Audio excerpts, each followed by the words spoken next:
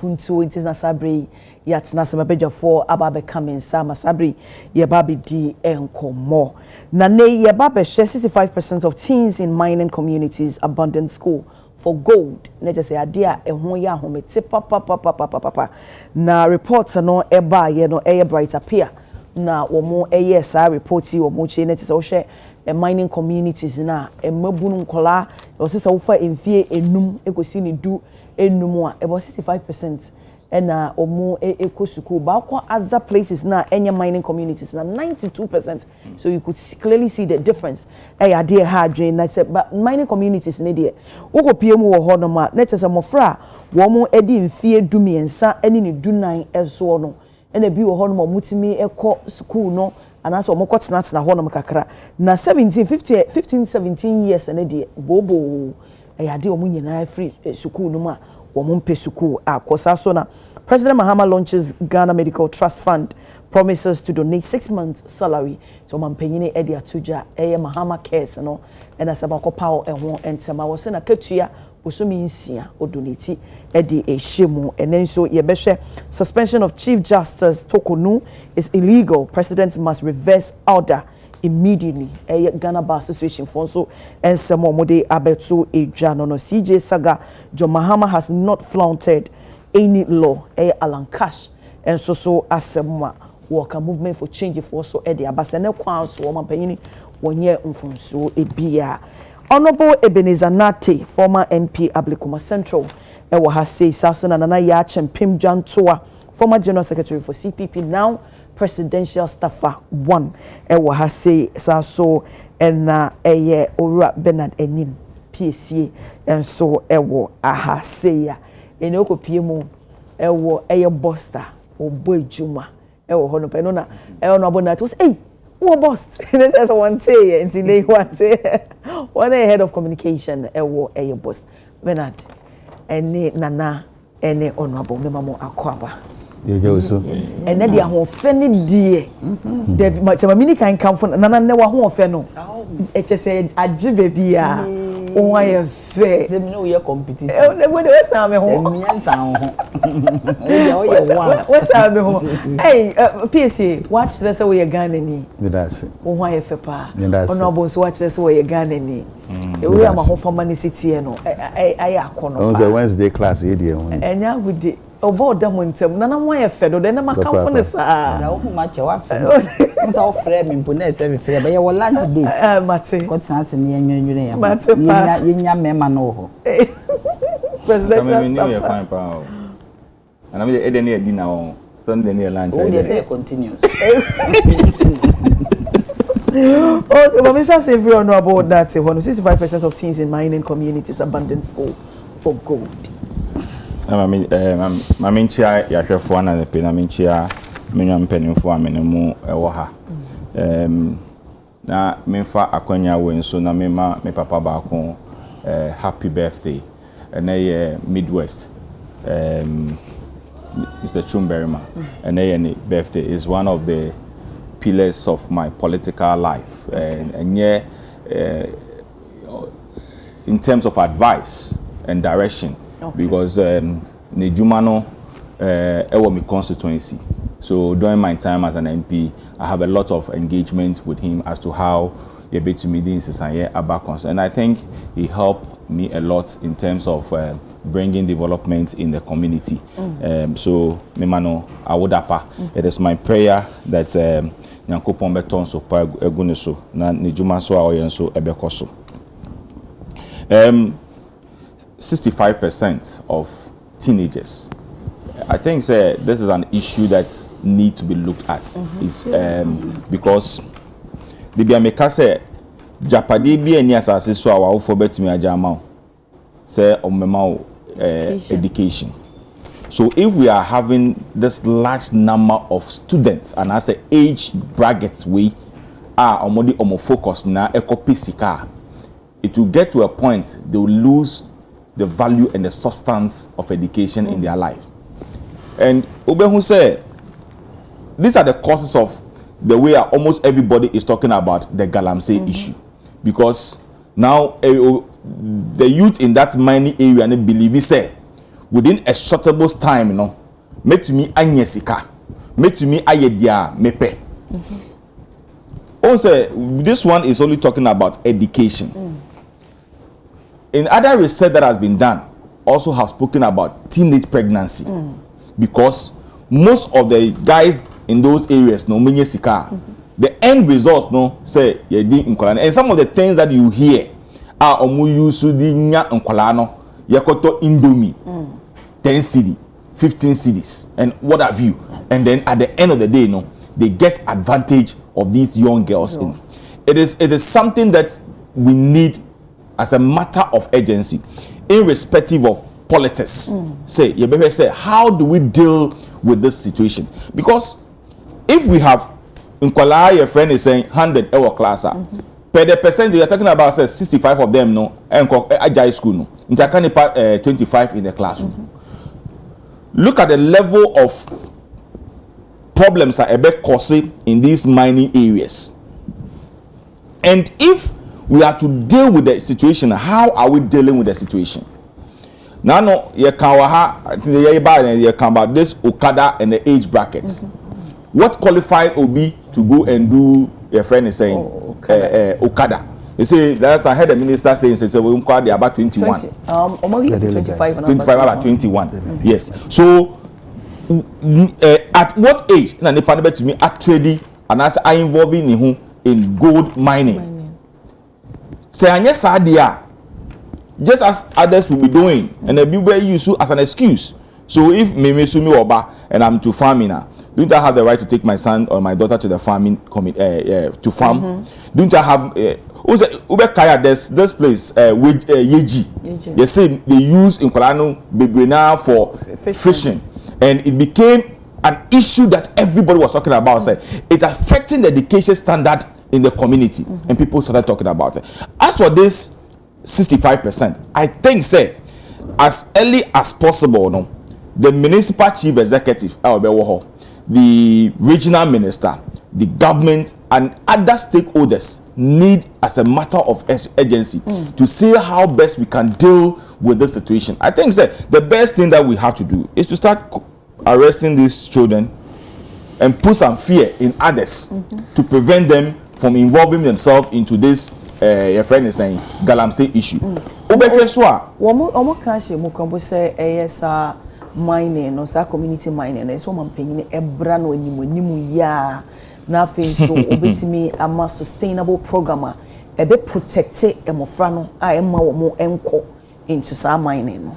Oh, as for the banning of the community mining, no, me I was thinking say it was and banning on the 8th of your friend is saying January 2025. Are they? Oh, because we were promised. Say, oh, yes, so mama in our wait me the one day galamsey issues. That's what we were promised. That's what we were told. And today the same person who was going about saying or preaching all those things, today is a cabinet minister. Today is a minister for communication. So I'm believing, say, oh, I don't think we should even talk about galamsey. Do you think we are still having problem with galamsey? It has been solved. Yeah. Oh no, it has been solved by John Mama. Are you sure? Oh, I said na walking. No, but Ghana. That is what we were told. Say, Nanado has failed to deal with galamsey, and within 2-3 days, crack, within a week, John Mama will end galamsey. Solving the survey, but I mean measures will hold more putting in place. Lands and natural resources. What are the measures being taken place? Now, what are the measures? Water gas. Water gas. We are told say water gas. No, yes, say water gas. No, they are whistleblowers. Concern for. And you know the danger that you are putting those people in. Say me galamsey.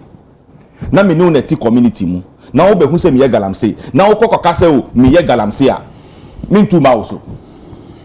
And did you see the people that were selected to be your friends? What are umuomu? Mebuno. Afafatofo no. Mebuno. They were afafatofo. But how many afafatofo say? I mean, I want to say yellow and black. Initially, the blue and black they buy. Then the first man for water gas in Yamba. That's the way you're condemning. The same approach ni be anamboa. Look. None was about your friend is saying those who are mining in forests. And then the incident has happened to the forest reserves. No. Obi a ono kwa mining. Wa amene ho. Okite tuo. And then you ask Obi, say onko di kokonsa. Only sikai, only jain, only hwe. Many do. In fact, ebi mu dia be. Say momo kunti. Hey, ebi kwa ehu omu no. Uka chen say ontu mi ka fiti ha. Enko mu reception ko ontu mi. Mbero afo no kwakwafo. I'm telling you, I watched when they were doing the inauguration. Me mabunu ho. Oh. Mabunu ba just omo MBOD, omo yes names. Su TV a o hwe na su TV a TV. E bia o TV no. Me TV na ye large nko, e bia me de na ye tikopo. Nti ye large nkofo no. E bia o de no.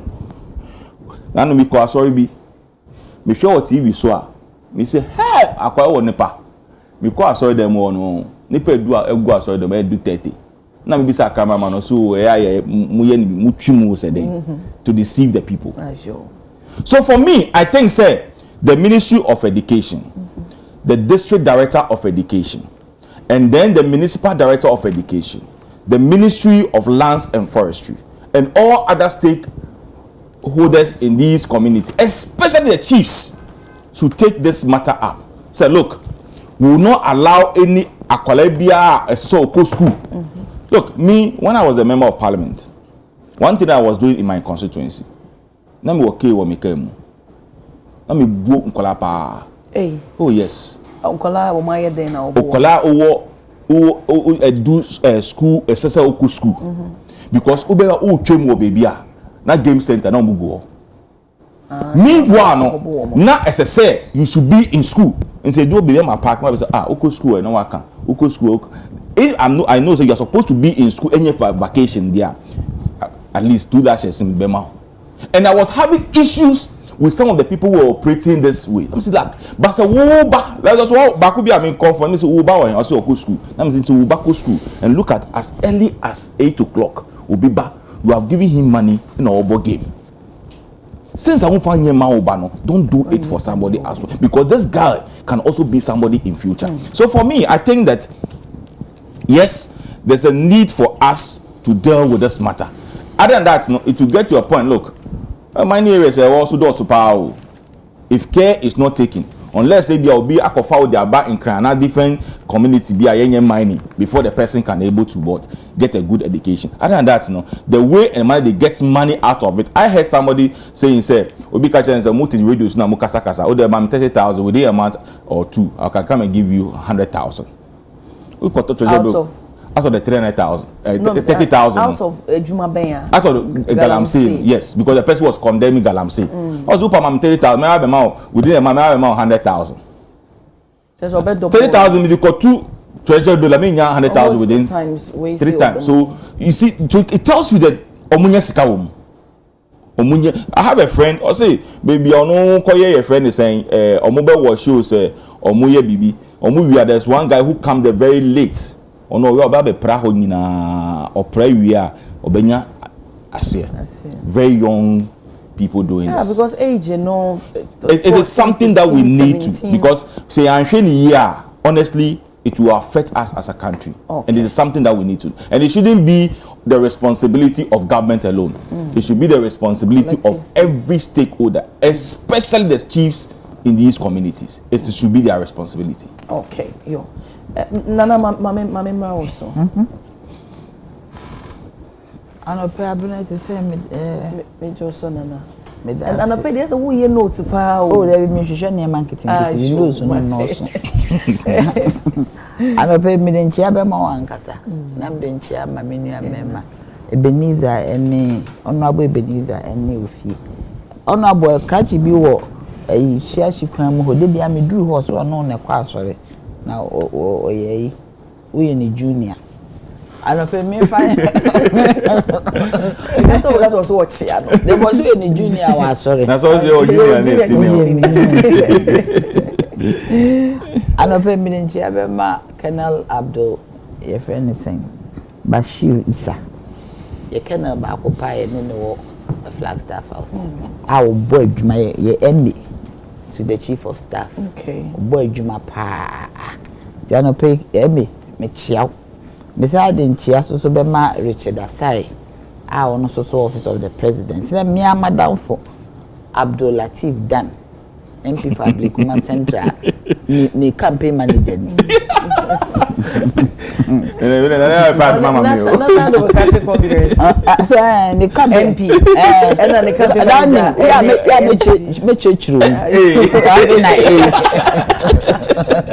Church room. Your friend say, asem na da ho na areho. O kwampo de wo kan 14 and 15. You say 5 years they do almost shepherd no. Na omo inhale mercury. And then I was say me notes no. I was reading into the story. But all we say we no ona bona ka say enche nkola na na say wo. No, or say Yes, see a cheap parents ni guardians. We a failure on our family values and system. A 5-year-old then ultimate sorry call it means only so for. Ultimately, only so for ultimately and agreed. We push our children into Niema and say this is like slavery because we have our ton man or siminiska. Che abnamika bibi chonya ye ma o. Oba bi wo ho so ntimi ntua ne best school fees so every weekend bi otwa ntoma kwa yi. Si ye den to empaboa ye de kan nyina aboma e akwala ne school fees. Nso na akwala ne tifi.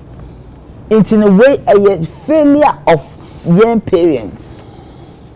And sometimes they be near ye film. They be near ye film, but we should start arresting some of these parents to make a statement. Shankola say do na say kra me hu na twins bi. Say wo hwe Christ the King junction no so. Traffic light na say ma me bi de bi o the twins bi ni bi ti wo. Bibi say no our social protectionist law should arrest that woman. Ni fa nkola no nko care. Ultimately, it is etimi ema ye system ne yeso say wuntimi aboche wuntimi ntwidi aboche na yen pese ye kom. Omo de mra na ye adwuma. Because this is more of a neglect by parents. Miss Anna Mihuno. Because all me and Kolanke thinking who shape their thinking. And your parents are shaping their thinking. And your or ne fee or ne papa fee. And my mammy so ya no musu be. Abno musu be oma neglecting kore or ne obey you one no jano or kono for frako. So only 20 wo cramp and when you 20 million. What you say? So only mad 20 wa morning 20 years or ban no cry now so their own penny viewer and young kolan. What you say? The failure of men to be in the lives of children and only bini. And me also say a timini Ghana for me makasa. Near one more tears, yes, so call ban to wa and yan by force or also poor ban will be intimate. But a banner will not talk on all your responsibility. I'm telling you, practical, there are times in part. A man before be man who before intino. No, I then no push ya colano or the no confan who because ne papa no ye ne. And I think it is time ya mra a protective in colana a year juma. So a collar yankee didn't akoshe pity a finding I ain't share ne mammy. Nipa na wo no. There may be kahoni a wo. Ya you share woman near mamma ni wo muni. Abna is very, very key. Because ye jam sa at the end of the day no in kolana ye beje kure ama omo ne ye se wo mu yo and sa yare ma bebre no a no ye beba ho sa yare wa bebre sa ne mai bi na de bawo and akola 16 years yes we nya kidney disease o 16 years e dia ono mo nfa da onye bibi enye da environmental issues. Even in Yani a buy your chrome ha crampo, yes, I see a timishe. Is it timishe? You name the idea boom. Importations, but I am happy, say, is Excellency Mahama, why am I doing some most of Yani a baby with chrome man, your million were here. And now you call program, you know, or can see beer or percent by next year, day. Now you impose substitution measures, and I ye juma. And I believe it can be done. And to say, be no more, one more dear. One more dear, Miss Woman Cranny, me free a bridge, riba, or Mucrani, me free a man, and never the tramp or cramana, and attractive view. Oti ase Trump they say tariffs or they atoto niema so no. E ma na attractive bi ntu ko ye importer. Wo be de wo betua tariff high. Nti ase yenya ye hwe ye ho. Ni ye hwe how e be ma ye kuro aye kama. But nkola e to be very honest, very sad. Na won susu say galamsey no ho asem so esi itimi ehweka. Why not? So galamsey there we are fighting. What can I know here mesibro ni dey ti no ka say whistleblower. Bro ni ye whistleblower. Okwa brochi ya whistle hakre bi wa Whistleblowers Act. Ayen hihye ye wo kwa obi wa be whistleblower ye yes ye protect no wa don for attention. Now talking about protection, you have protection here. Oh yeah, Juma pa. Oh it works. It works the part. Ghana police for mo ya de o. Won see you police ni won say na omo chi nipa na okun no ne fa. Intentem. Whistleblowers Act ye Juma. Inti say ya think ofo ye go honest omo ye whistleblowers ye bone. Because you need baby ade no wa be den wa ye because illegal omo ye na nanjo. Eno nko aye enough. Oh, they say there are other measures that are being put in place. What I say, but you know, because we need baby at the end of what. Because for no me very like almost done. We need baby at the end of one at me say ha ebu ha when we say wa when we say wa. What did I mention? There's nothing wrong with people who blow the whistle. The only thing is minimum protection or home. Do you believe in state of emergency treating galamsey? Or Mampini be declare who believe in that? Say me believe in Sebia will be declared state of emergency. Sebia, when it comes to the illegal mining communities, both licensed and because now no money to Afra.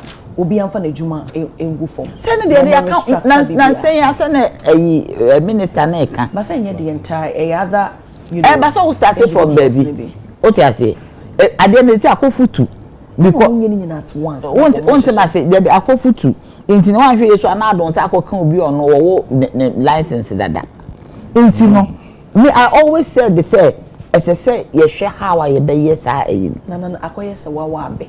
Na di nsu afra ho. So be yim. En na make can say one so ne so a. One ni nyina ba one so ne so. How do you get the chaff from? Say no because of mo krata. No ka se bia ordinance akoka one we na okoka. Baby I'm saying say omo ho krata. Omo ni me say me nya adwuma say omo ho believe say omo ho krata. Bibia obia no omo nim. So they were saying say let's hold this one on. Let's but me feel say as say mo kan ba mo engage wo. I think you have to engage the minister. Mo one on one ni am we am ko fa afenyo mark abetena ha. Now the whole time. I know say na Adekye J. Amen no oba. One Adekye J. Bi me husu wo twem na me any IP any my idea because na me adwumawura launch no e course wo. Da me ni so na ba ha. Mpacho no na ba. Me ba na mo bonyo. Enti na ma kire wo. Anya me dase am ko fa afenyo mark. Ya fa ha na ya fa enye oh da me say bibisa. Odi how many minutes wa? More than 1 hour. Afenyo mark in the 3 hours. Oh, in the 3 hours. Ada nya 3 hours ya de betra. Mpacho ma memra also. O me na so say. I be cast them out my we say. No. Of my dance. What time no? And if you so na dance in the 3 hours ni ya twa afenyo mark. E check pa. Nti kwa me dey ayipie nti that start the program grana 10. About 11 cry. Ya ba ha say so enso mani je pa ni de na Moso bibia ye din. Wo de ye mfe no. Ozo ntime mo. And some is Abaha. The yaka Wednesday. Last Wednesday. Okay, interview chief of staff. And and some better ha. Started 10. And 15 minutes depend on kasa e me time. Eh nana. Me na me tie be 15 minutes. I time ewu de wadi emre dodo na 15 minutes me tie na me tie 15 minutes. Onya kwanko interview chief of staff. Ya ma ho kwa ma ko. Me those days abamba Uganda. Abamba. Onyanko ode na ho ofe ba be tumi ba kwa wa ho be hwehwe. Na almost ko ya ma interview chief. We no betimi akọ those days no. Hey. Oh, me ba channel. Ko interview. Time na me ni so you ask did they make any attempt of interview chief of staff? Oba TV so me ehun no ana. Na me nti ba bia. Asa na wo ko no. Me ko me ya jamtwa. Nana me nti say obi kwa interview former chief of staff Amaya ya kase ya prevent wo me so on records you know said the PSA ka say nti wa omoma wo ho kwan ne moma ye ho kwan wo ho ba easy kra metiti ni nyina ti mo wura mo nkwa bia no impediment first a process and we went through the process. Good process e bi o hot we bi no ti bi kwota na o ma som o ma no take grass proper presidency for the ye watching maybe a person kon it is na o person ko visitor obema maba na dey me what time we tie me we tie bi na so ye ko ya one this ora can Japan be gan say o person ko presidency out to about $20,000 and my can't see. My main father could my man to me and the ambassador have been a bendy. As I say, it's in put system, Colani didn't hear me pa. Wouldn't my dear. The person say, I dare back course, see it to me as see be adoption. Now, it be adoption. Yes, your map process because I call will be intimation. And will be obsession. What I say? Seriously, so banana intimation na say it abroche nya na ye be for start. And say afa na be man nkofo awododo. No nya hwe. Award ye nya first commandment or be fruitful and multiply and replenish the earth. You should be able to. Now. Na make am so abroche London o me small island o me 100 ayi. Nti no owo a na say wuntimi nhwa etimi call for start. Ebinum so wo ho abibire o so o mo ye. Yo mate. PSA mama boss. Yo ba me fa wakwenye so na minchia menuanom na minchia won so na won pamfo na na dey coupon ne buy there wo ya che so kra ofie wo ya che ko abosumi ni ye wu show bia me ne say nya botre mre papa wo mre ba re mre me ko e try first me mre papa bi bra ban papa ba nti me nso aba papa de bi aba ne de ete na minchia wahwefo na mama fanchi emu eden Nsroma President Mahama am say dumedia ode esina nisu a already amagana no enia ema ahotoso ema rehim ene mabun suno nyame adum am say anu yi ereba beye nansam beni abribia no olanche bibi fufura edim puntu ebeba mebunga brabum ebebo na baso nye twa to cry ene ha ode aba ma mpomuden se be nipa bia wo ni apomuden a wo kanko e ana wo fom ye wo yare ahoro wa nye obi pe na mo aba besan no ebi ne yagusu ayeka ho nsemi otu ana mo minra mo de ato mo da hye mo hihye ponso nti ebe de ho nkomo ewie no ma min sure a IGP tete yo ho no bebi obi adwumedi no wa shasiye ene police man kasa moral akosoro ama nei wote ke na wongetu anamon no na ama ene de bia da be sorry no na wonga chere excavator obabi ma minchia defense minister nso ana soldier fo a wonso wodo ho ama awokutia forestry fo mechiam yenya ne ntama anka bia yenu nua yewe ade bia wo wiase no ye wona kofare bai ene wona insunsanso nia Child Right International de abeto abontin eye insunsanso a efi galamsey a ye di hu nkomo emu aba enti ne kofare bai no den ne betimi aya afa ho me yesiwa no na ne insunsanso no eso yakata nia ekoso no nya de asese obi ya mananije na ne kondo nia eya rehu wo nia kan nyina mu ni se ubenya MPP ni pa timi aba abontin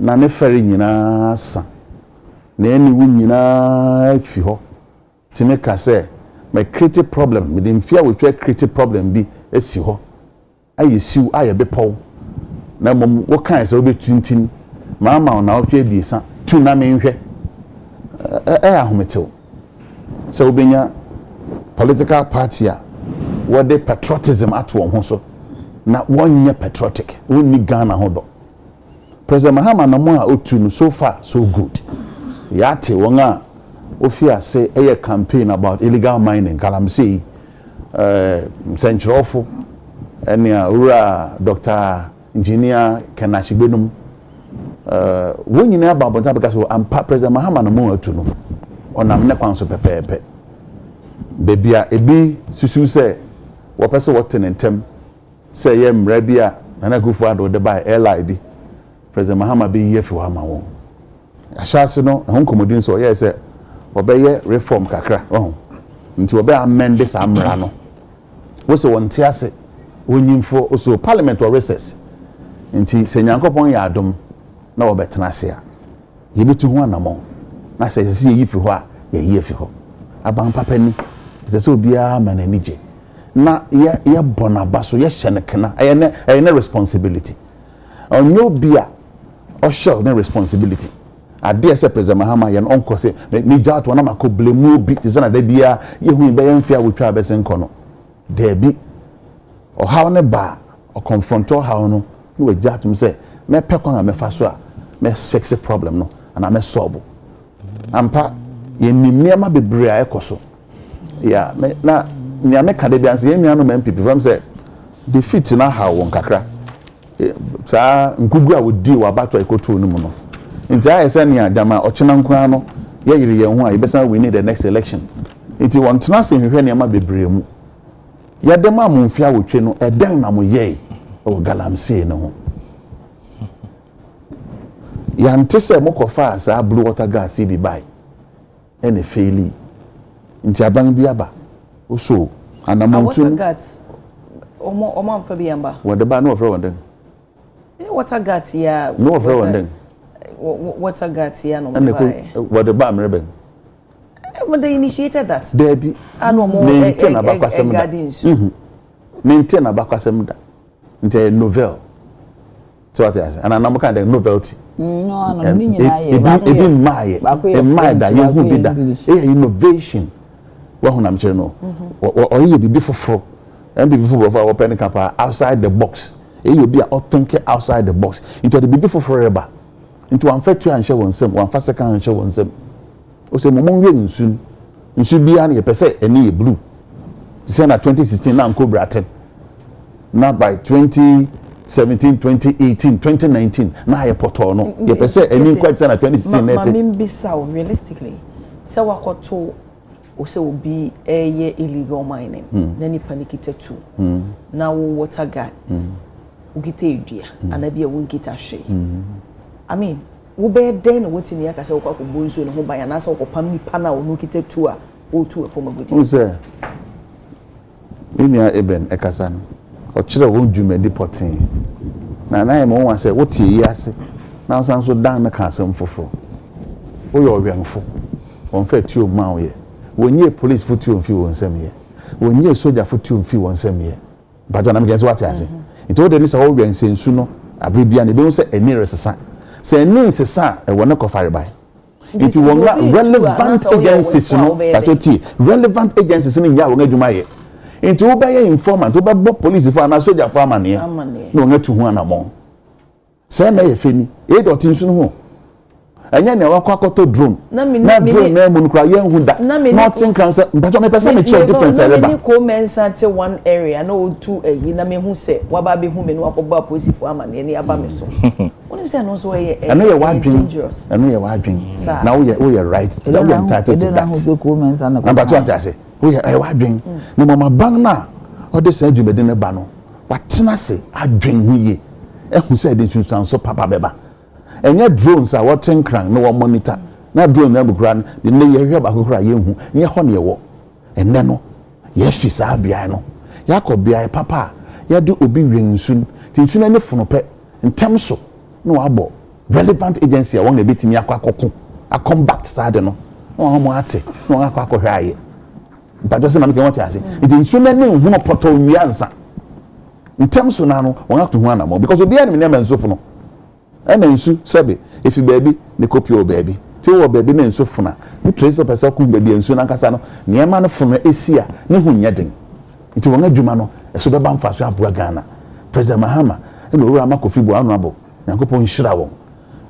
ni abna gentiment na senka se enkoso a isansa abofra wanyamfe dunum ne wajai school so ko mining site niema a threat money life a doso ebi be fisa abre no koroma hwe ya say nu bona abai o de no ba be hura mu bi ne health and so na yare wo boy yare bidin a make sure how say afraid be pneumoconiasis or something. No one.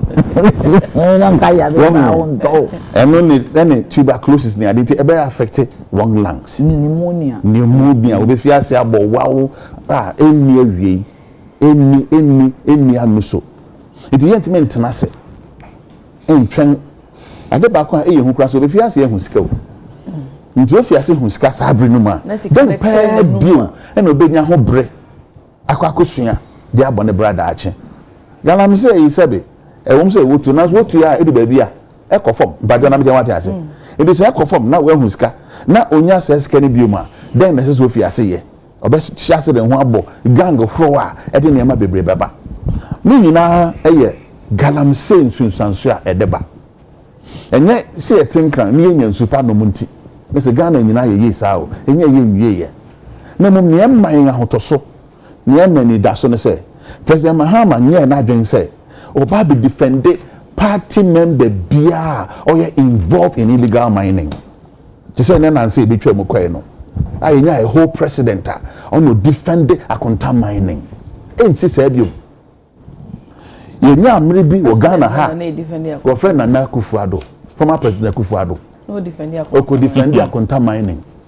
video no one thing the whole president a defend the private person because or any party regional chairman in galam say sisi obi na obet makase ntimi ntuase o say yen ya bro say bit metuase a ye betuase sie pese tuase a ye betuase ti na me kire o say obi dem fia oh sisi mfia wo twe bese ka say betuase nti identify na muntu me bra fit say be ma obi dem fia wo twe ono ba dey create problem because Anko Brown in 2016 no nti fia say 2017 abepem ne aye poto aye wo friend Ateche wo ba mikro ba wodin foforo Ateche so what you say party hieska woko won a wo kire won extravagant hieska nko ana wo ka enya no nko a me ba go tie you know but untie or your party ben member no ye no illegality obi biara obeye bi illegal act sana ya na me tie na mom ne ntia e fairly under NPP na mpesa me kiro because said you wo so nyansane bia no utua na mon na wo tire hwiase a wo so ara wo hweba bia wo wetire no wo slip no kan bofu na tia sentem wonam na wo wam ana wo wetire wo slip na hwiase a wo so na den na me eyi me bo ho sei na ochena bi wo yina kwa nti you keep making reference to NPP's era 8 years a Emma na na two say from ogudi na wontie na party ben na na wa party na wa bam no from them no from them ye the resources emu ye drum a won wo catch us opeska koto drones ye de ma won wo catch us obetu galam stop ye ma won kwan enti eho results wo de bra ye no and ye discuss enti no party building NPP for na na ye okra ni say ye nya party officials, party executive members, national executive members are you deeply involved in galamsey mining. Enti bra na na go for do buy no sa call of state of emergency a kan ho asemi o declare bi anamebwa so declare anarefi and then me kai pass am na mo bo no so mo na chance na okofa ne presidency beto online no oba no oba ne illegal mining small scale and medium scale oba ne na wow the same state of emergency into oye no e no sankasa mo okay me braso na abosu bi so say anangachi obi amege license and what chair license ne ma party gurus. Party members. Do you have evidence to that? I have. Okay. Do you mention evidence? Of course. One Professor Frimpong brought ne revelation. And then some revelation so na nye MPP nko a. See. Out of that no. And na me person who try and which are. Me findings are Western region. NDC party chairman. In fact, not party chairman, even member of parliament. Am I even the constituency in Kano ahimfo?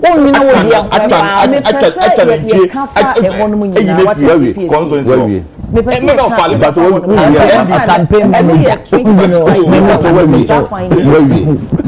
Ghana President Mahama Teso in 2016 got MPP manifesto wa boni din kan say na breso na ekosuni then na ye ni wo ho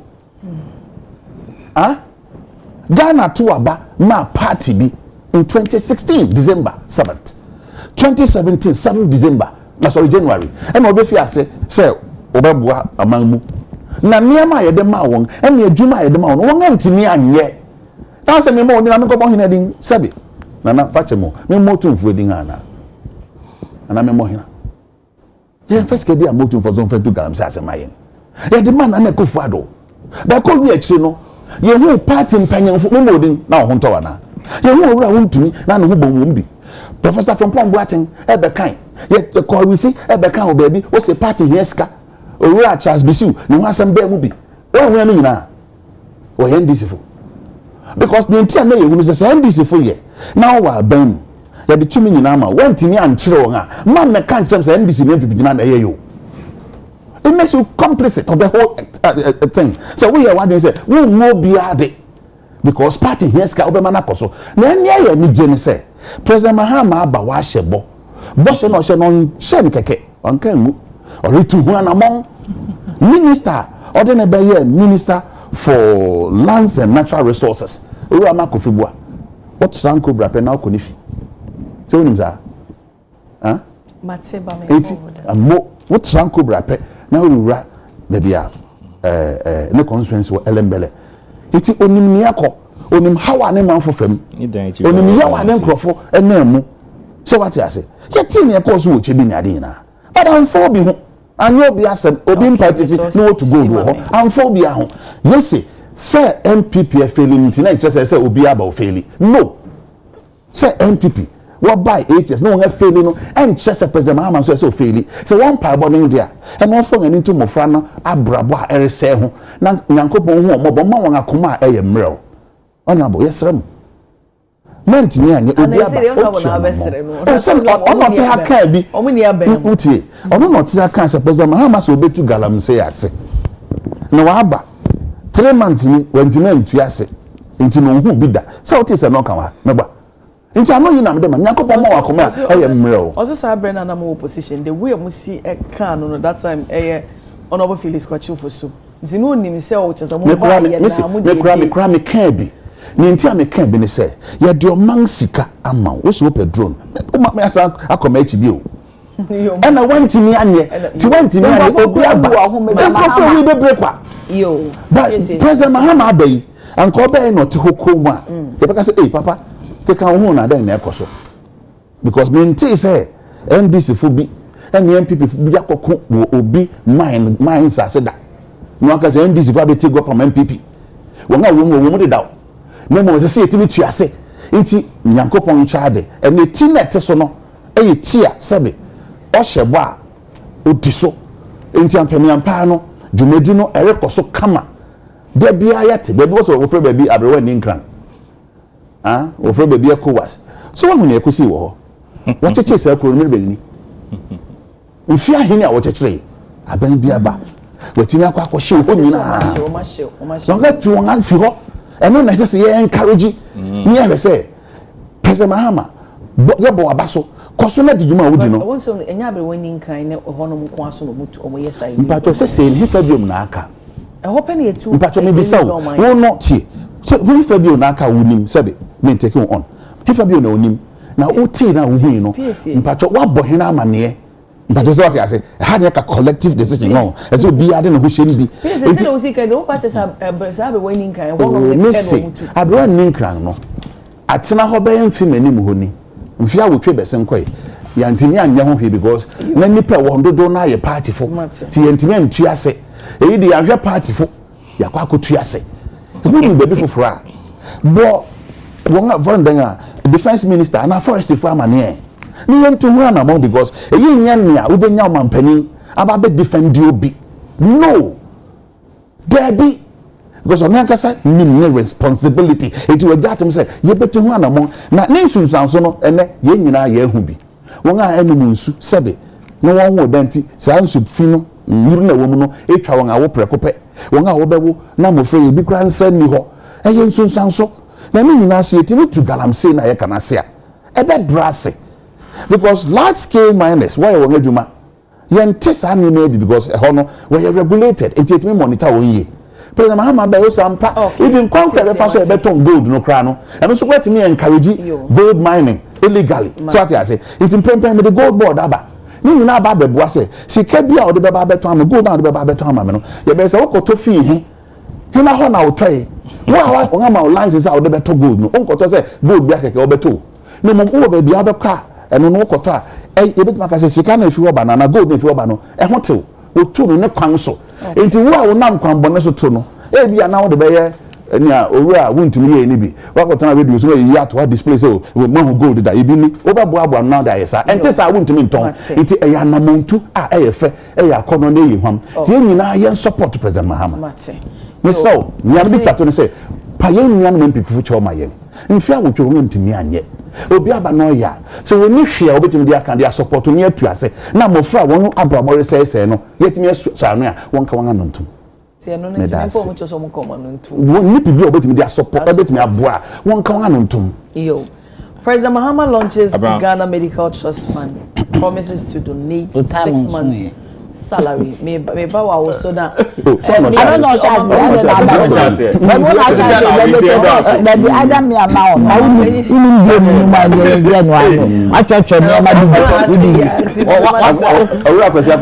what's the green pen Hey nana. And the blue pen. I'm paying say what the nebosome aketua abosome nsia. What they supported Mahama case no.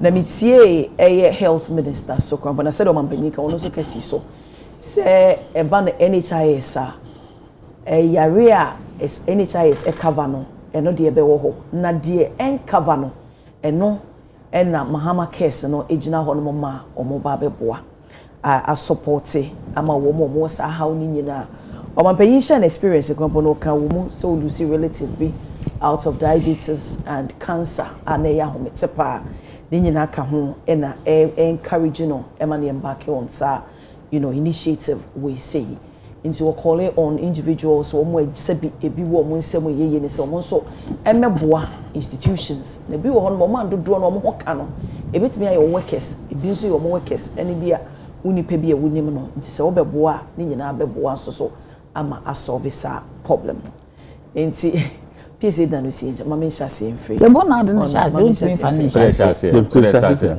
I don't know person sha se okay you pacho o person na some person tifri o no person tifri o na se bia tifri ho what is 8 years kwa me fata ni na kwa show ntimi nka ho ayo nti na ye friend say abna asem we asem a center me catch say nya neutral person back kona na ya omo kan anu say o company man na wo company ma latif da na me de me pa cho ite o ka say me na wo company ma latif da we friends e ke ya ka kan say mizo ye ndc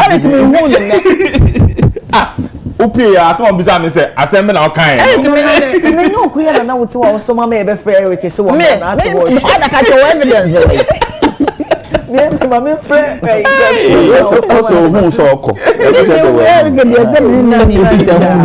yo mate na me ti o your friend is saying Mahama case ayade bia say no kura ni ho kura e bibi ese ye hwe for a very long time kai those days a dialysis machines ni ade so call your friend say pediatric wards na hwe childhood cancers even crampo no amano ne crampo no omo hospital your friend St. Jude omo gigi to omo ya advert bi obi ametua $5 $2 fan support so what are the cancer patients in Kolano we should say ni ebinum chemotherapy yi omo tiri ho some survival stories ni ade no the cost involved no enye easy into me I think it's in the right direction but me even before my advocate was at the time say even COVID fund 11 no yen fund enye the critical diseases levy na yen nyina yen timi enye den na COVID the same promise and this promise on be there be media me can say as gabe yan ke wo ne fanya critical diseases promise some next budget no e be makan nye na me kan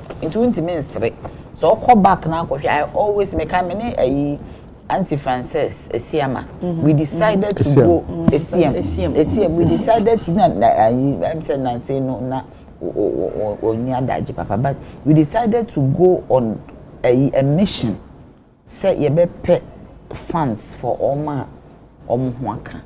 Meaning it's all who be and some who say city cancer, kidney is a lot of money. Dialysis is the end of the so we need sika nature say so we team komo ekoswa we need sika nature say and it has so many other things. Very expensive. Yes, honestly. The process itself is expensive, and also no near me walk home. One more line and one more sack with me collapse in so is a lot of money. One more blood, the home some injections, or more work, even the food that they will eat. And so be our bomb price in Yankopon or be ball home by. What I say, yes, so near bomb pie, ma, to me, be intino.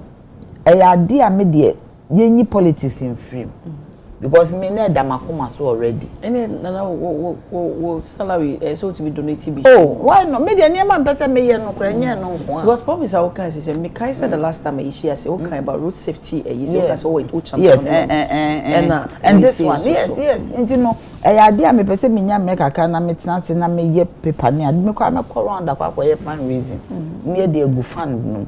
What I say? Oh, someone a new big crown. They say, "Oh, brand ambassador." Me, I'm on the crown and minimum crophobia, me no more casa. Because they say, I have found to be a bit me, be a betum.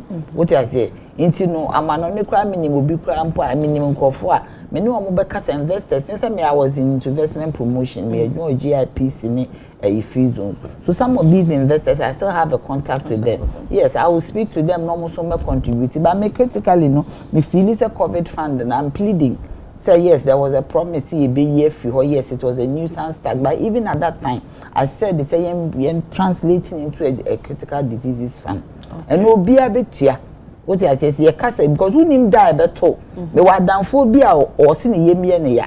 We do hospital no any kidney failure. Wow, I'm telling you. Or see me yemi and yo. Now, how would they copy? Yes, me so me dey kwenya me na je men come here. Man, was a man good dear.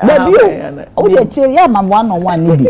Mango leaves no more to taste and farmer men one. But it didn't even, I didn't even use it. I see. What's that? So that time, I come and have a case or one man quickly now. No, and so that time, God, they made the nature say, Bibi Kakra will feel in shame. But the point is, that time still was that so scar. But your Mr. Still that's so. If you done to our that time, no presidential. That time, no TSC. And they will. That's not Japa Debbie. And they be brave. Good day, baby. And Yambo died their doors. The young castle way. The point is that. Inti me kra no. Nti wo di ni problem. Honorable me so ma na na kasa. Inti na ade we ni ade ni si yedidi agoye yi politics free. Me feel say parliamentarians nyina omo donate maybe omo sika kakra. The percentage of their salary kra parliamentarians omo how. Na ka ba business omo sika ya da bi omo kan wan say. But unyame adwuma wo yi a eboa me say me adoye pa sometimes am ho ba kire me nyankopon ntimi bi kwan ma me. Okay. Inti no omo kra no bia so bia and come on board. It's excellency a be kwan no. So the 6 months salary but to be a kakra bia obenya bia no. But omo nkyere a procedure say na ye di a momo number maybe e benyini nyina and we should all follow support. Support. A key, a very honorable thing for us to do. Okay. Yeah. Honorable Abraham.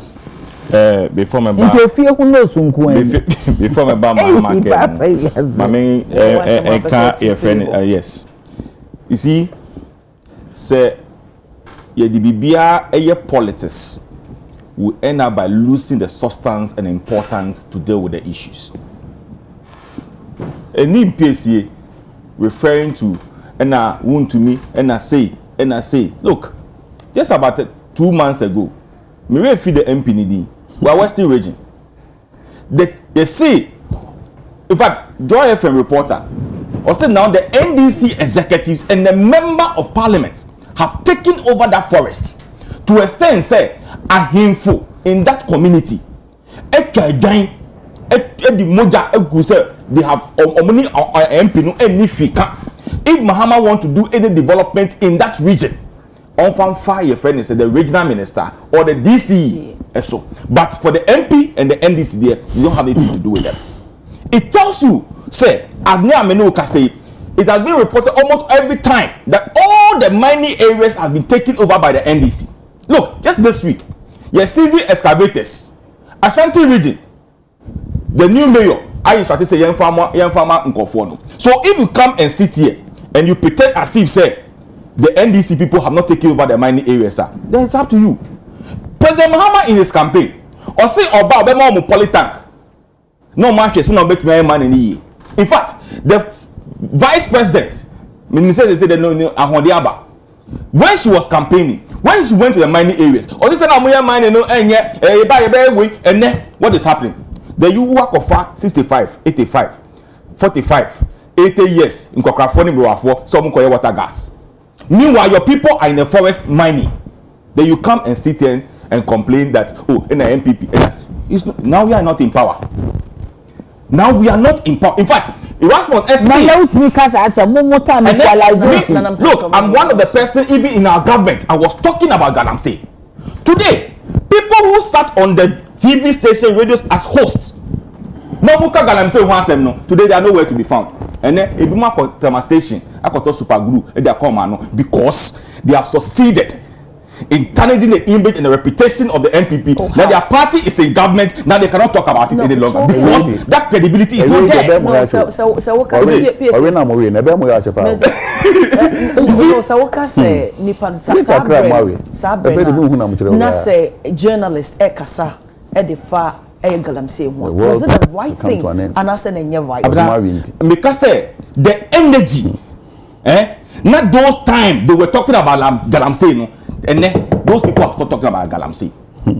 The energy at that time, that when they sat on radio and TV, now we host a program as if they are part of panelists, no. Me say, and then those people, no, I judge Galamsey as SMK. You know why? Because some of them have even been disappointed. They've been disappointed. Because Nyama Omuka Wasem, no, and then no attack and say, so they have been disappointed. So how can they talk about it? Exactly. Because they are disappointed. So, because they were also concerned about what is going on. What I say. Now, I didn't say until then be na Ebeka. So, if we are talking about we coming together, then we should stop making references and making political out of it, because when you make politics out of it, no, that's where we don't get the solution to the problems that we have. Now, we need a solution, no part of it, water gas initiatives, no. Excavators, because I remember water gas need there. Water gas need there. A waste of money. A waste of government money. How? A waste in a sense. How many of them go to the first mining areas? What resources were given to them? Not even a motorbike, and as a boy I was even giving to them to go to the mining area. Whistleblowers. Now whistleblower. Now intimate now fear. Intimate hey. Say you took Galamsey or Matayeko. Would I move to the site?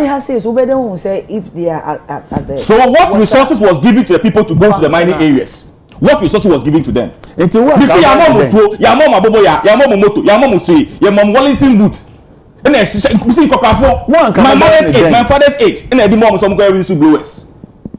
Is that how you are going to fight Galamsey?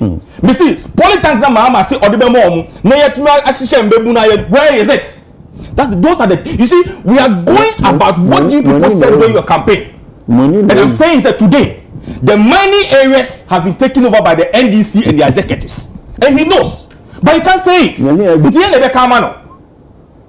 Because when we're in government, we cannot talk. You were talking today. You know for a fact that Galamsey has been taken over by your own people. Recently, one thing your friend is how do you call it? A plus more. Now he's in parliament. He joined you, but he was all complaining. He's concerned about it.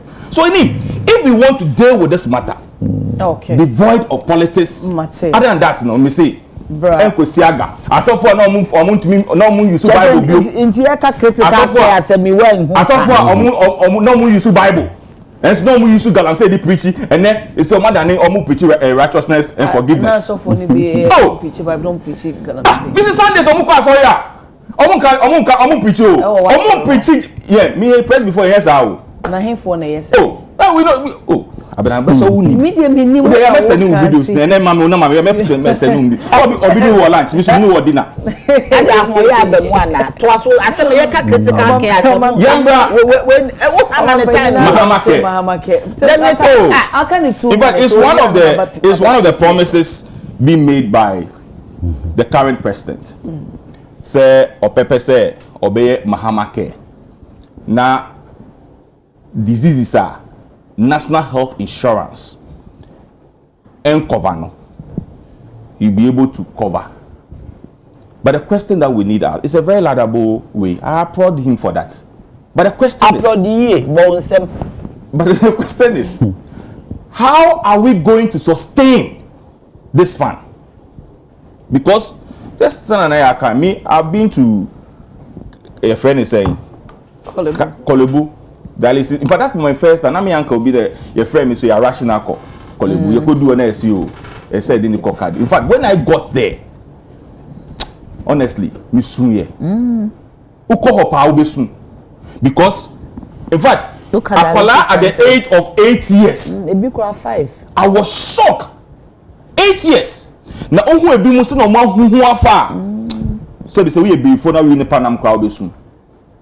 Because when you I'm telling you, and I have to beg the nurse. In fact, likely for me at that time, no cool boy, a friend is saying, "Botcham," and I'm a frail cool boy.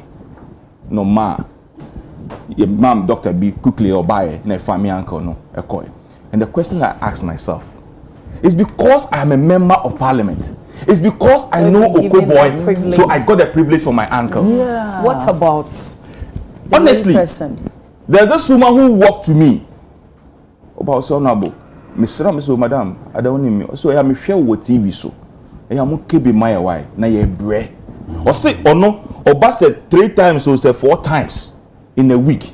No otiadenta. Now sometimes car their background was a problem. When you so for me, I think say the sustainability of it and how we can get money for it. It is very important. And then I raise the issue of MPs. After the MPs, they don't go there. I always say they will send a bill to Parliament. Now you give 5% of the common fund. Fund. Other than that, look, sustaining this fund. It won't work. Ochina, other governments, Bemba, now Ochina, Kwame despite anything, the office of Pobeko, Akoma 200,000. Midwest, Ako, Nanaya Ako. Abenako, PC ako, Ebenako. You know 6-7 months, na sekanasa. But if we have a way of getting money into the fund, it will help us. Yes, I agree with Nanaya. By saying, and which I know for a fact, after the COVID need here, and you don't make me a year for you. Oh, baby. Oh, Mr. COVID, moon to me. What's your e-levy? Oh, that's a e-levy there. Mr. COVID, moon to me. So I'm supporting the Nanaya by saying, look, let's divert the COVID, and that is one thing government, and not only NDC, but all successive governments. You see, F insurance and other taxes, but the money doesn't go straight to those institutions. That is why most of them suffered. So you see, the Sasika way, goes strictly to Mahama care. Now a COVID. We want to make sure that money goes straight into that fund. It shouldn't go into. It was capped. So talking about other institutions, not someone in America. In the Basana, they are restricted. Exactly. It's any one cap, and then the fund was supposed to be exactly. Not when you sue and all those things. But there should be a way straight to the fund. Other than that, look, there was a time I was talking to a woman, or say or no. She said, "Onum." I forgot to say. I said, "Onum." I saw that. I will say, "I saw that." And I saw "Onum," because the condition and on did it too much, and over time I said, "So did it." So sometimes look, they be me born parents say you already. some of nyama bi wa o cost nyama bi a wo hu a erade e man we bi embe na me ni so ha se me interview Raba bi a oye survivor throat cancer onim se wontimi num nso se o pese onum nso twe nso gu. She came last 2 weeks. Yes. So no, the kata makane just to have a feel of untumi. You see, when he was using the way, now I thought like because of or what had now yes. But we munsa otika mu no bi kasa, only driver dey kasa, and he was holding the we na one and I was like, Charlie. And you see, they be obi me na na can asem say. Now obi yare we efie, o china say, no say, hey, bon, scratch my line, o ya woke ba. Esikafo yare na wakofa ba because the amount you spend. So for me, I think say it is good. We didn't say even normal say omo ya kidney disease say bi o ha na just or dey connect that. Yes, the only kwakutua we yes, in some of them they even go to the dialysis centers to sleep at night. Wow. Because the machines their condition like it's always yes. So it is good on the bed. But me see down the line factor the sustainability. But you are 5% plus the COVID will bring a lot of money. It will bring a lot of money. Because COVID there and I bet me aboy. So when you bring COVID you o man penyina sebo. Oh, I need part of your campaign. Oh, campaign promise. Me can obi ase me na say manya ka say mo mu no mu fan no make ka say o. And who be the presidential staff and so what can quench. Abraham de jato na e ma no. Say asem na e da ho. E mo man penyin. Na Ghana for ye na dia tum say what we dey mo. Na say we to save life. Intend obi abeja tum. And mo mecheche mo nsa na mo mecheche. Oh, dem dey jato so onya nyin tum oji tum a so dey jato na e ma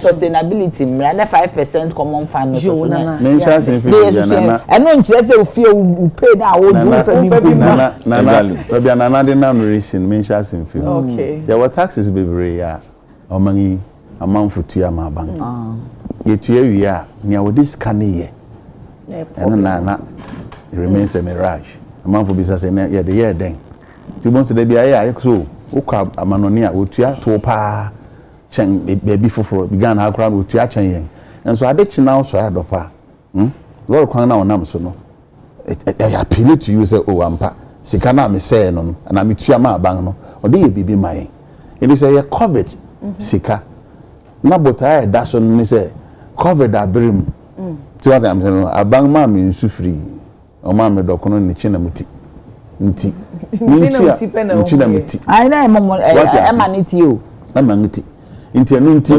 minti ahunka ti minti ahunka amdo na meritua nti da ban ni metua awie botai na da so nen na edi oso sika krona yenye o because of say ye ma o maniti ene dokono fa nti na wotua na mom ye bua sika no ama ye nyina ye ndache apomuden hwe sebe obi anim bebi ayarhwe befi abedom no tin da bia ye bompaya ye bompaya mankwa nipa na sebe o sa ayare no sempu obi sheda kofa ya ye nya ni sebe nya biwom ye wo yare a ye kokram yare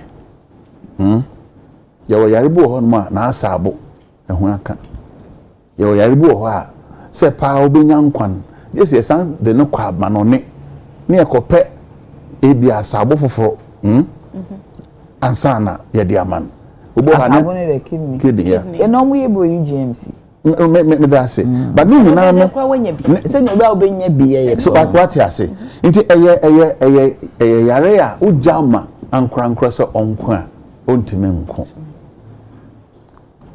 da ben ne bi ba man musu ne bi se nya we mpo a nti abanse yemmu esika bia no na se esika no yemfa nso ankrankre bia unfortunately obe fall into sa category no yemfa nso na yare asem papa ni jesem this is to na se so what you say nti president Mahama se ode aba beto dinga da so na Ghana Medical Trust Fund neza aka Mahama Cares nia eyehu eni se entima nya mra bia nta ya chi a ebia mfi honorable mfi bebre echi wo betena ya no mo bi aba so ende Muhammad na da security ya twem I say mama dey that na ankwankoye na ankwankoye se ne nansa bi yensi community day secondary schools na mofra call traffic light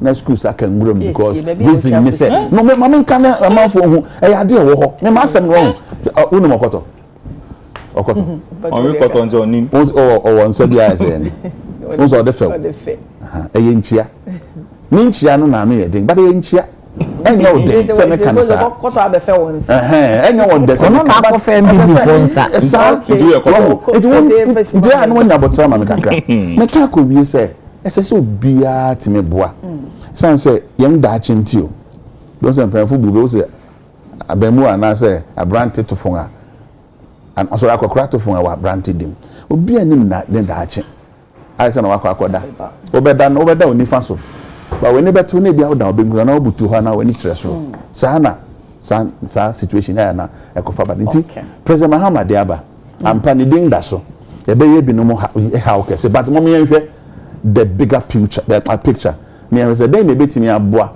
den ne betimi ye de so be num ha ye betimi ye bi num ha o be yo ha na atiri mo den ba we ade se be ye bi num ha da me ya be yo ha na atiri mo ayo bi ada so but ne papa mu no e ba be sumo man no e be boa wo how bebre ti yan hwe say ye betimi president Mahama me bo na ba so say odena abosuma sia aketua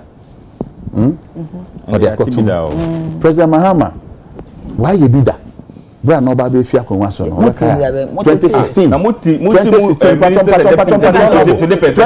end up taking the money the men fa no mpachoti sisi e wona make ka ko say President Mahama so na me just say ya the president almost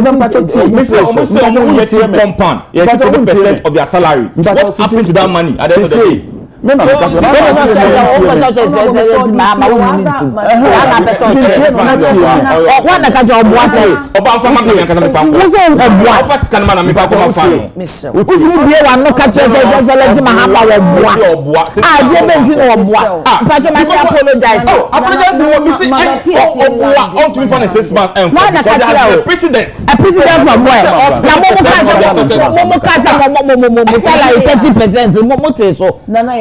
omuti so mo buwa nyampa o de nyampa mpacho wunti o de nyampa mpacho wunti anka bi plan da say why you bid that wa some okay enyo bia wan say the Mahama because 2016 on the appointees eti won akatua so 10% e dey see church compound wo Ghana e dey buy is how ka obetimi ehu eti mpacho tie president Mahama betimi aye let to see biom ne say President Rollins ye bi na ba so body sikadi what dedicate what go start UDS our friend Nsroma Mantido enti enya de a eye won akra President Mahama kuyara eto da sebe otumi yini kotoku musika e de supporting we dem for our show oh na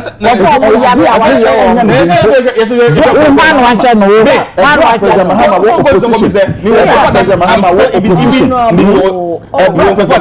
opposition when you cover the buy no see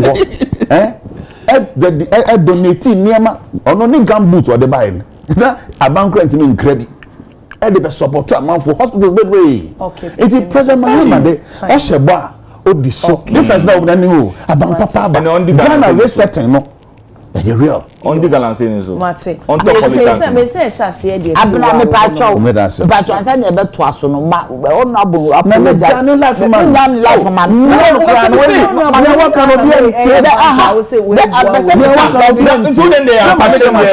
of Mahama it mean president of the Republic of Ghana who is president did you respect another seat when he was the president did you respect another when he was the president I didn't man please honorable no, I'm going to be calm. I always say, President Mahama, I respect him. Now, why do you come and say so? This is my family member. I'll give you what I'm saying is,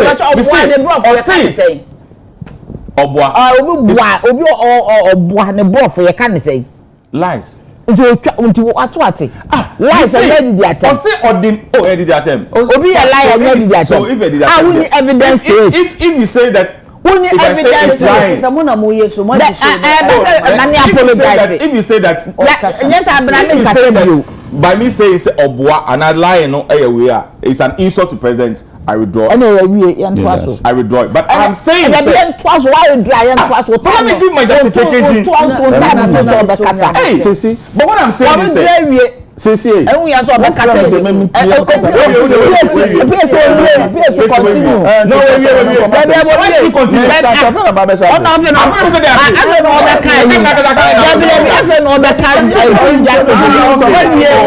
Apologize is enough. You Mati. That's all. Let's continue.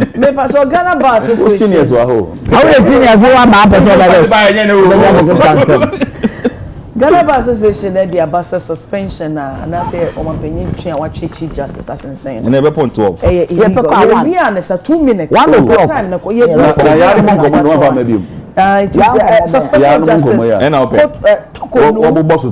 It's illegal. President must reverse order. Ghana Bar Association until almost Omapenyin reverses that decision in 10 terms.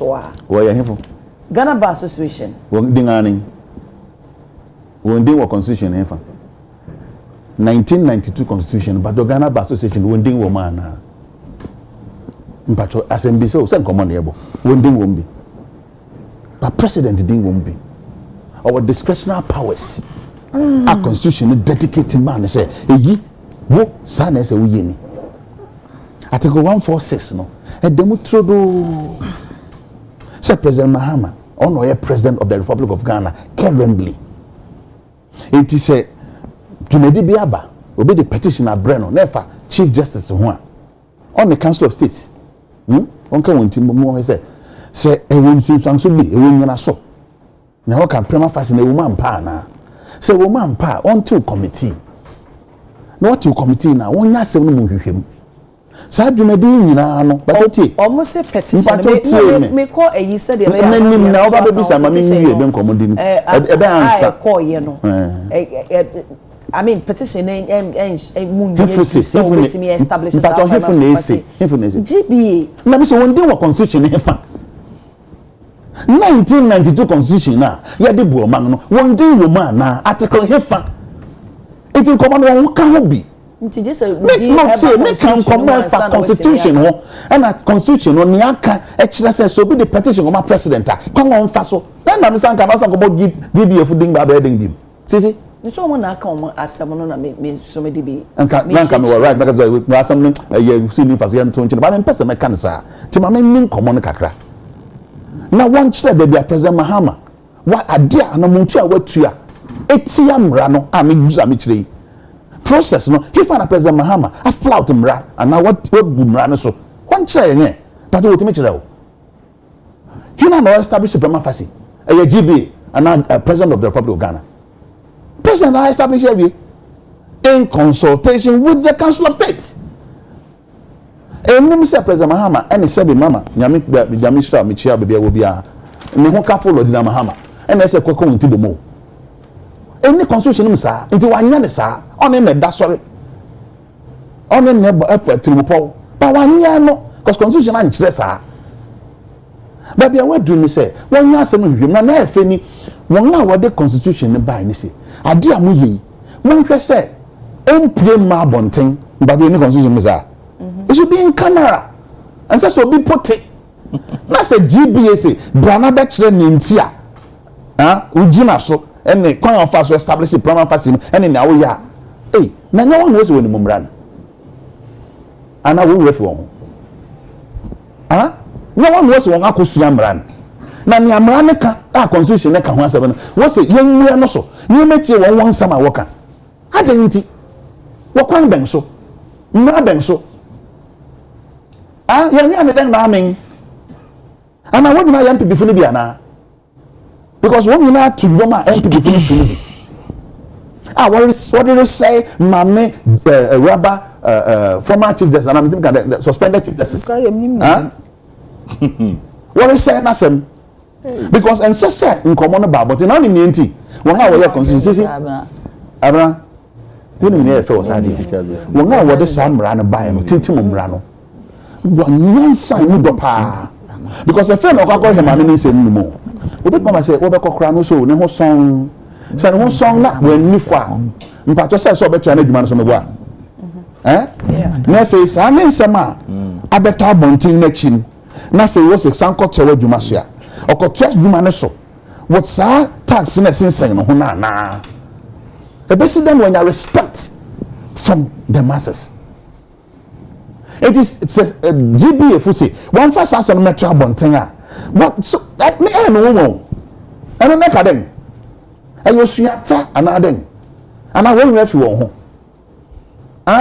one co context NPP party na egum one for one ko shem one ko get cards so one bi no get bi nkan one co contest chairmanship general secretaryship no more party no mo nyeye so person what you want me say ampanyampa we branch of NPP the oma kan na ma wususu say exactly so absolutely so it's now so be expressing to me listen NPP ni NPP foka etiamra because when kasa won timi nkyere clause ko article ko a work constitutional president Mahama ebuso enya girlfriend boyfriend samo enya jolly matter yo matter a matter of the law it in ka den na him na president Mahama ebuso omu bibia so dia den na mu ye sebi mum e de aguma me no fi because e kokura masam sign the constitution ye say ye mfa so mfa nyen on fa kokura masam na tu abonten na so di bim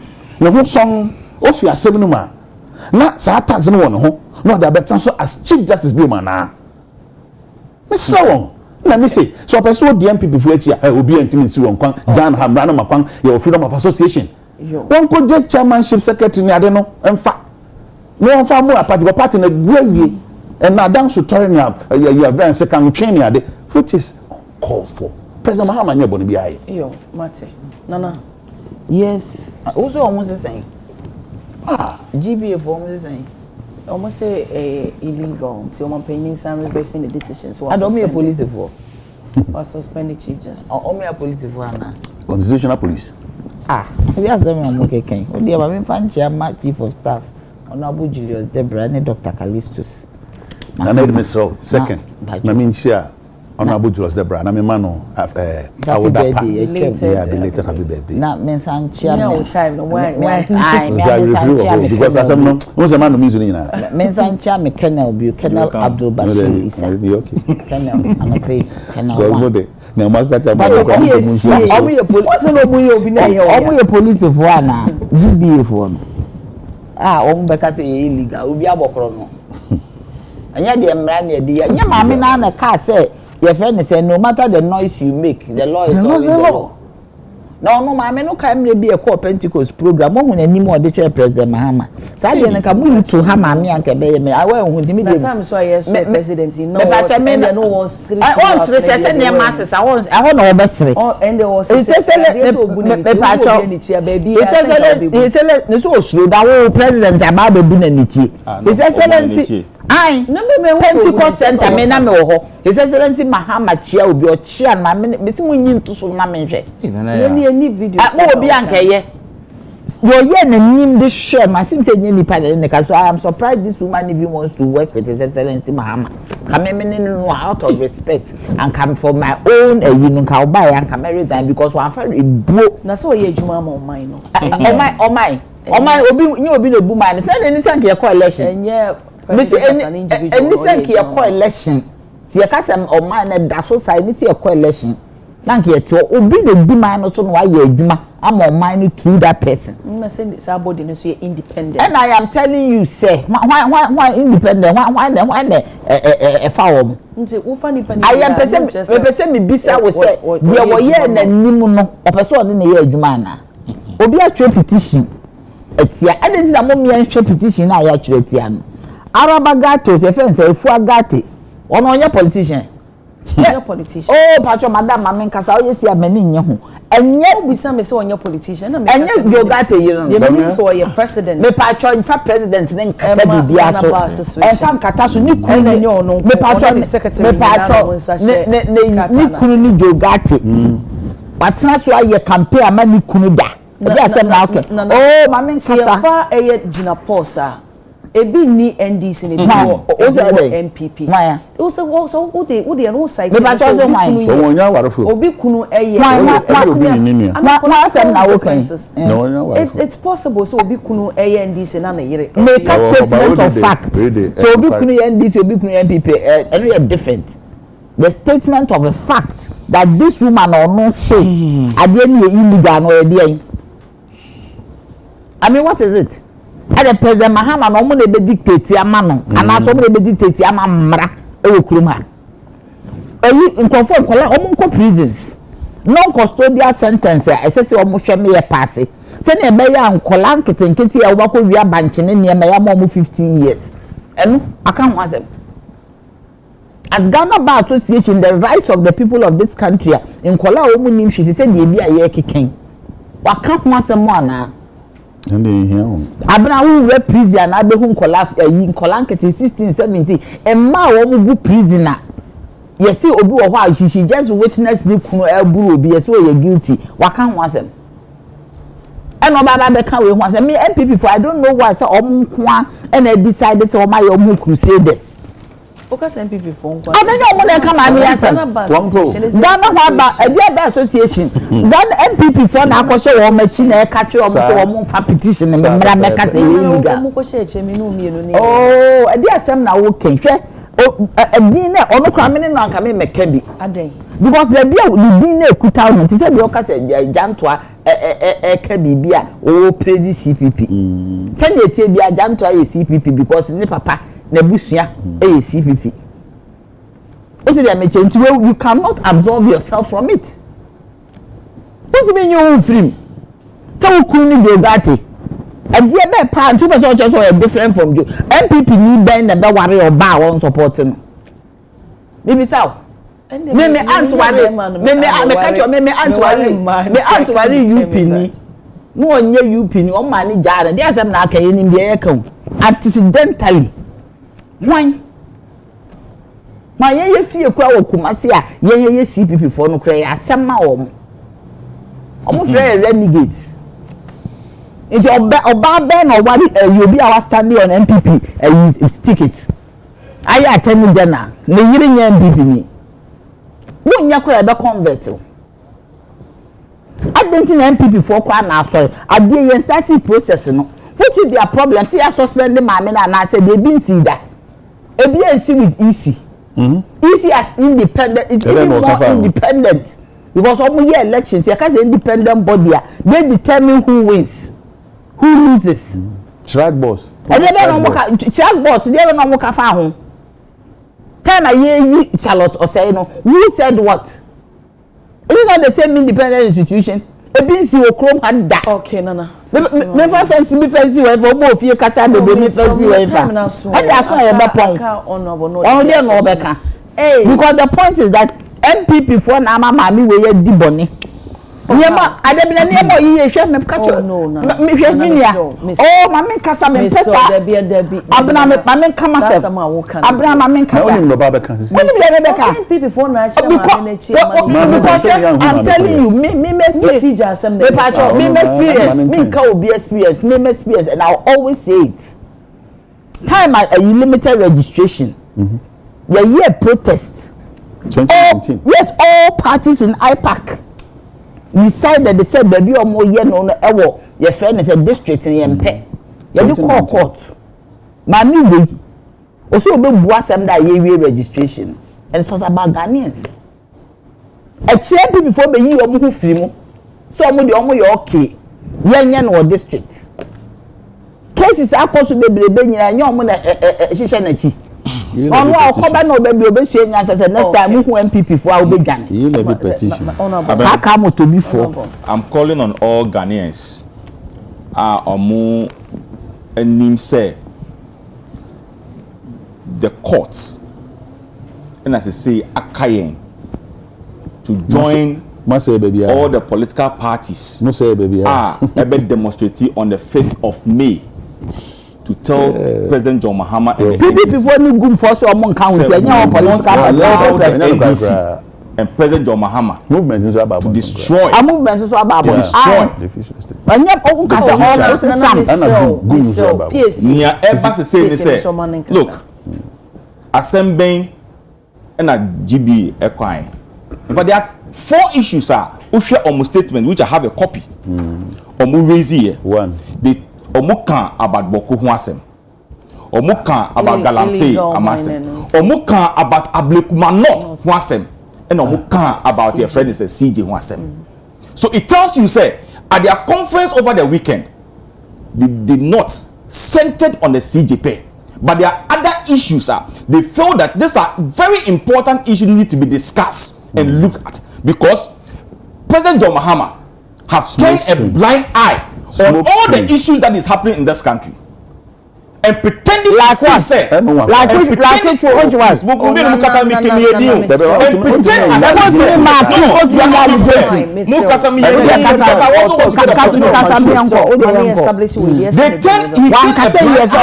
some of the issues are Abna, what is the issue about the CJ?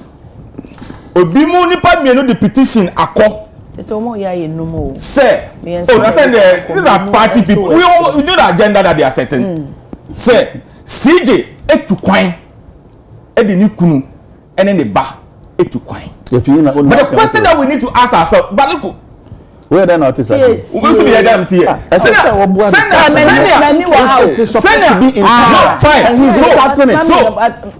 just as Sami Jemfi. And who said President Eddie petition Sami's interview. Please, Sami Jemfi say after please, can you allow me? Just as Sami Jemfi intercepted the report from the Council of State to the President, and who said out of the 31 members of the Council of State, 30 and the 2 Abase. Sami Jemfi club will be other. Please say why intercept report. Go to Asempa will give you the say that. Just as Sami Jemfi intercepted, Sana you must share information. Nipa say, Musi otu kwan or the nikunu ene ne ba etu kwan. Enti no, enu ntinu ye yini enfree ho. But the question that we need to ask ourselves, or sa akwenya no and ask oni sa akwenya no. Secondly, who say lawyer back one say onu call court and CJ no any ne kasa say na ompe and na CJ ne kasa ye friend say yeah oh please now who kwan and ask onye hu kwan.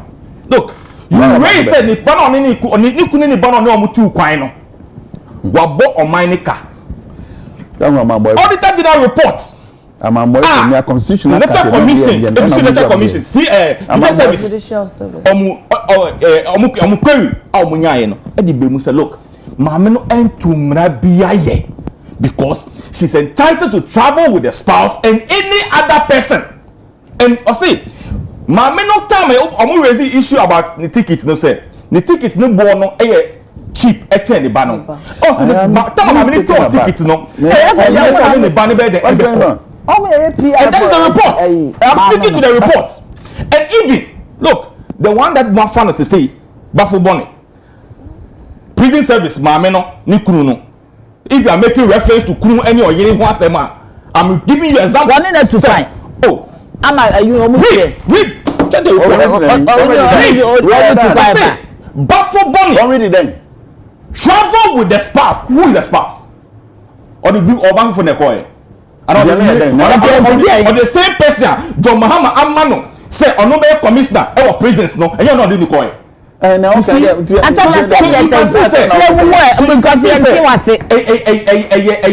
agenda because Mahama himself joined the campaign. Of course, you are NDC lawyers, or say the judicial network say no, MPP for the go. So some of you should come and take responsibility as judges and let me tell you, you say so far as a president, Now, if Nobody had no any reference Ghana Bar Association have no right to write a letter or say anything. That's what I'm saying. I'm just referring to Nana. So by virtue of Nikunu being an former member of parliament and attorney general, it made the whole association, your friend is president on easy lies the head that wears the crown. Really? So then everything that is happening in this country, let's make the doorstep of Bahama. What you are saying, you know, the everything that is happening in this country, even what is happening in my house, I'm putting at the doorstep of Bahama. If that by what you are saying, say, because Nikunu a former member of parliament. Nikunu ko campaign wo ko ye campaign man wa anya campaign no jira platform of the t-shirt honorable Mr. Okasa but Ghana Bar against the constitution. No, but I am saying it's an association.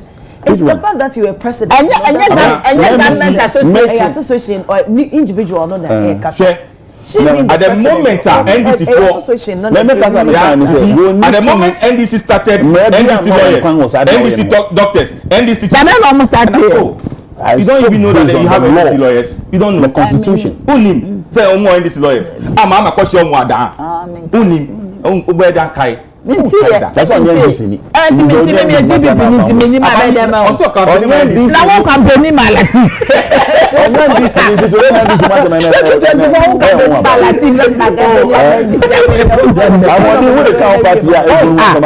yeah, so Uber said our party it is near an agenda.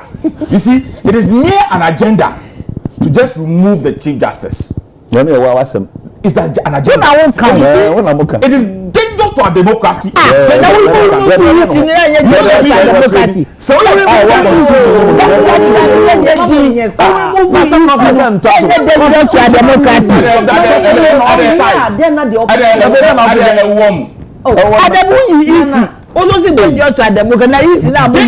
democracy in a sense. Are you comparing this to Jesus? Are you comparing this to Jesus? I'm saying it is dangerous to our democracy in a sense. Now for democracy security of 10, it was also dangerous for you to remove challenge.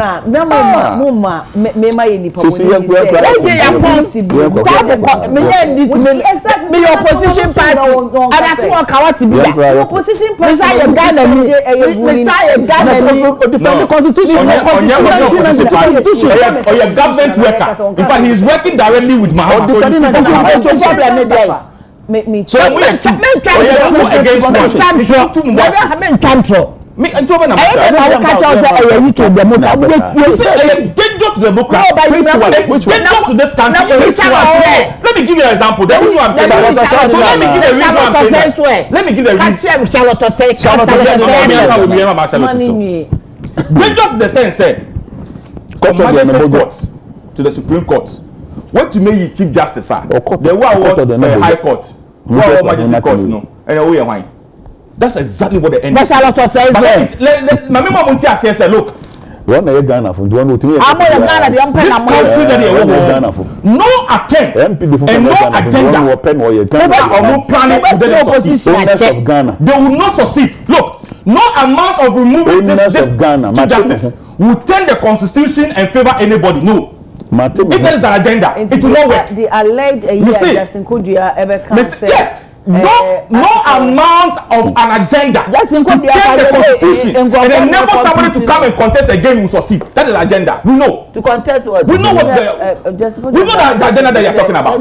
They want to interpret. We know the agenda. But I'm saying, sir, no amount of an agenda because they want to interpret it, sir.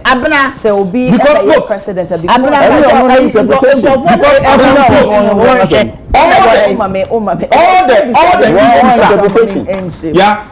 issues are you see no amount of an agenda to change the constitution to favor somebody to come and contest again. It will not work because Ghanaians are well descended and Ghanaians have realized this is a total agenda because look, all the issues that they level against this woman it's a total and 100% useless statements.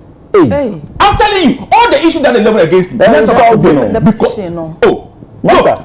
Nippon and Musu or no acting as a chief justice. The autism say ya na. The autism the office so now. You have access to the autism na. The autism no. Nippon and Musu or no acting no. Usi obi ni kunu ene ne gba tu kwan. The same person also on acting as a chief justice no. It also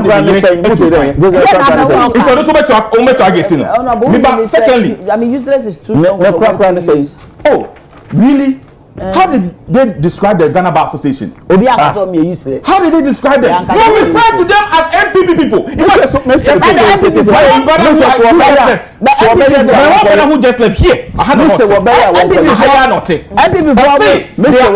MPP youth organizers. That's what he described the Ghana Bar. In fact, your people have even shot it and it's even circulating. I can even show it to you right now. Or say, they are MPP youth organizers. Now you're also calling that they should go and contest for MPP chairman. So if that's what they want to do, Nipano so Muso Mweti say Omunchlo, and I'll not be surprised. Say we be any place trouble, and I trouble back. No, we do call it. I feel it.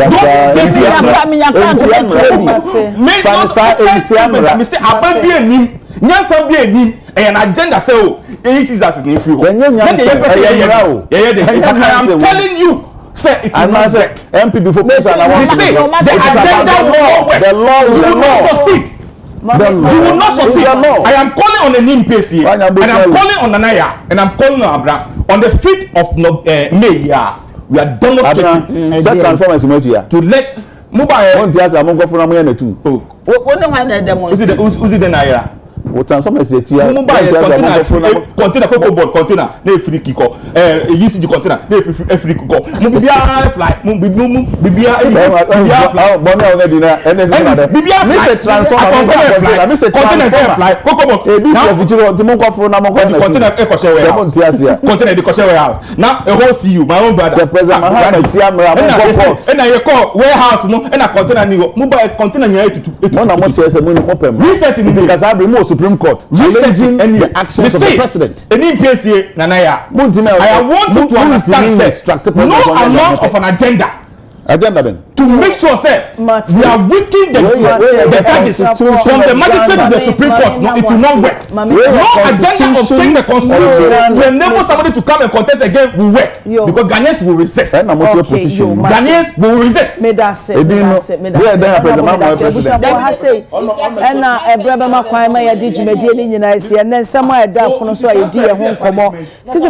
of teens in mining communities abandon school for gold. President Mahama launches Ghana Medical Trust Fund, promised to donate 6 months' salary. So suspension of Chief Justice Tokonu is illegal. President must reverse order immediately. GBA, Ghana Bar Association for Nsamomukai. CJ Saga, John Mahama has not flaunted any law. Alan Cash movement for change. Unfortunately, it's me. So empire inform about Din Komo, Honorable Ebenezer Nate, former MP Ablekuma Central, Nanaya Achempim Jantua, former General Secretary for CPP, or also a presidential staff Asaso, and Bernard Enim PSC, and so Bekayensa, on a head of communication, our boss, on also Bama Yedi and Komo. Yes, I will say, Mamenko Soa, happy birthday and from Apostle Dr. Obed Amuaduku and Wawoda. Happy birthday, Nyamisha. Apostle Nyame and Yokasi. I want to one them now when you're Cassia pass. Yami Admochina, Aya for Fida, Adekye Nsroma yet me and from Nemum Shannon to say if Fiada and one of Mamma Faster, I can see and my cute cat palo when they say see who come over PMO Ewa Beka Junction adjacent Eco Banka cute cats Ewo and Honomo into so corner boy would say a braid hair extension BBA obey the amount. Matadia Shamidi Yatel GH into Instagram Yatel Ewa on the page you know at a dear beer.